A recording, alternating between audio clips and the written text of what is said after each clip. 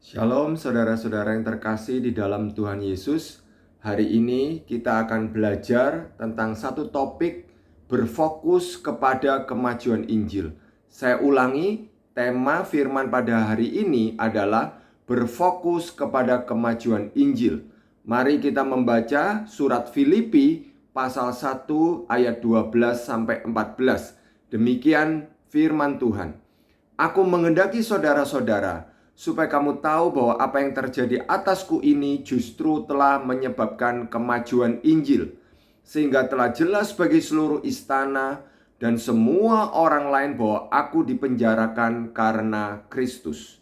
Dan kebanyakan saudara dalam Tuhan telah beroleh kepercayaan karena pemenjaraanku untuk bertambah berani berkata-kata tentang firman Allah dengan tidak takut. Bapak, Ibu, dan saudara-saudara yang terkasih di dalam Tuhan, apa yang terjadi pada Rasul Paulus yang justru menyebabkan kemajuan Injil? Ya, apakah yang terjadi itu sesuatu yang disebut sebagai kesuksesan, keberhasilan, sesuatu yang membawa Paulus mengalami kenyamanan, sukacita? Ya, ternyata bukan, Bapak Ibu. Ya, justru yang terjadi pada Rasul Paulus yang menyebabkan Injil itu mengalami kemajuan adalah dia dimasukkan dalam penjara, ya. Sesuatu yang sangat tidak menyenangkan, sesuatu yang membawa penderitaan dan aib, ya. Bapak Ibu yang terkasih, secara manusia tidak mungkin Injil itu mengalami kemajuan ketika Paulus ada di penjara, ya. Nah, lalu pertanyaannya, kenapa Injil bisa maju ketika Paulus dalam penjara, ya? Ayat 13 katakan, sehingga telah jelas bagi seluruh istana dan semua orang lain bahwa aku dipenjarakan karena Kristus, ya. Jadi pemenjaraan Paulus itu menjadi semacam headline news atau menjadi viral, ya. Orang-orang di istana termasuk Kaisar Romawi pada waktu itu akhirnya tahu kenapa Paulus dipenjara, ya. Jadi Paulus dipenjara bukan seperti para kriminal yang lain yang melakukan satu kejahatan-kejahatan yang melawan hukum-hukum negara atau hukum-hukum kekaisaran Romawi pada waktu itu, ya. Misalnya mencuri, membunuh, merampok begitu, ya. Tetapi justru kaisar dan orang-orang di istana menjadi tahu bahwa apa?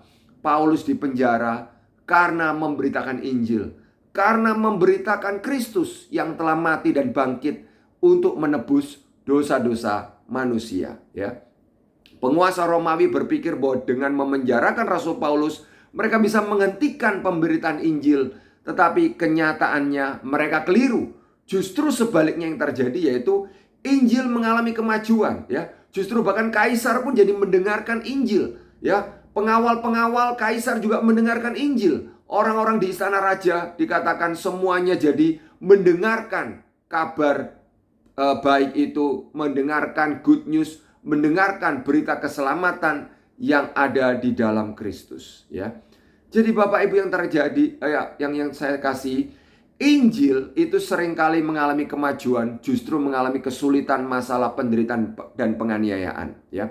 Jadi kalau kita belajar dari Alkitab, ya, Injil itu seringkali mengalami kemajuan melalui penderitaan. Justru ketika kondisinya nyaman, aman, Injil itu bisa mengalami stagnasi, bahkan kemunduran. Misalnya seperti di negara-negara Eropa, ya, yang sudah menjadi ateis gitu, ya.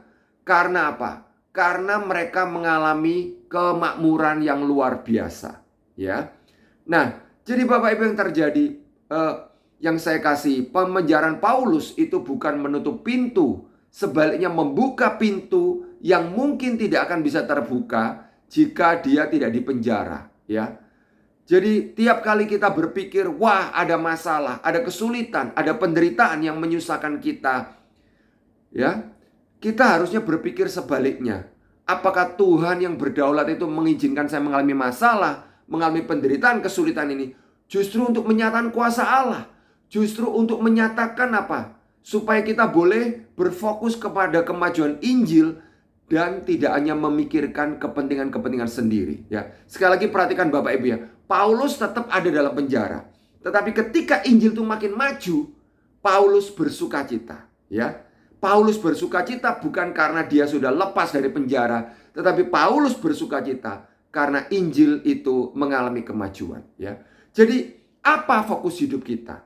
Apakah fokus hidup kita adalah mencari sukacita, mencari kebahagiaan duniawi, ataukah fokus hidup kita adalah bagaimana supaya semakin banyak orang mendengarkan kabar baik, supaya semakin banyak orang mengalami keselamatan kekal di dalam Kristus, dan supaya Tuhan semakin dipermuliakan di antara bangsa-bangsa, ya.